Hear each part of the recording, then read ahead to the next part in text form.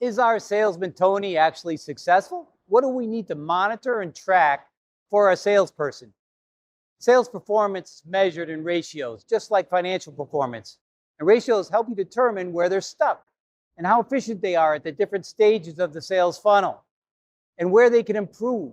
So unfortunately, CRMs, they're not set up to give you those ratios. So you need to really set up the reports so that you can get that information. And some are better at it than others. Okay? But everyone measures results. You need to know if they made a sale so you can invoice them. But then that gives you your first ratio. What percentage of them are new business, right? If your salespeople are hitting their sales goals consistently, great. What percentage of that is net new customers? Then you can coach them on having a bigger percentage in net new. Okay, but if they're not hitting their goals, then the next thing is how many closes are they making? Because your formula really is based on a certain customer value, and it could be a variable of different types of customers, different sizes. But if they're closing the right amount of deals and the volume's not there, then maybe they need to go out and get some bigger customers. Because if they're not getting the right size customers, they may never make it. Or maybe they need to increase the amount of deals they're closing, but something needs to change. Okay? But if they're not closing deals, then the question is, how many proposals are they doing?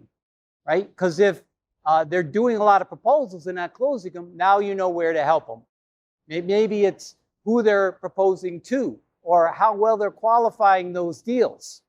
Okay? But if they're not doing proposals, then the next question is, how many meetings are they having? How many first meetings on new opportunities?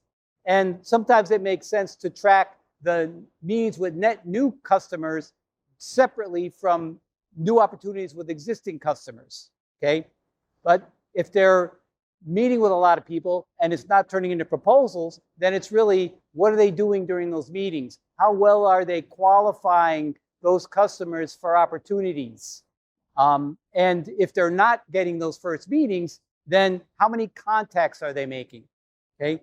Because if they're making a lot of contacts and not turning into meetings, then what's that conversation? Who is it that they're talking to? And are they asking for the meeting? Are they qualified for a meeting? Okay? But if they're not making contacts, then the next question is, what are they doing to produce leads? What are they doing to prospect? Too many salespeople aren't really set up the right way.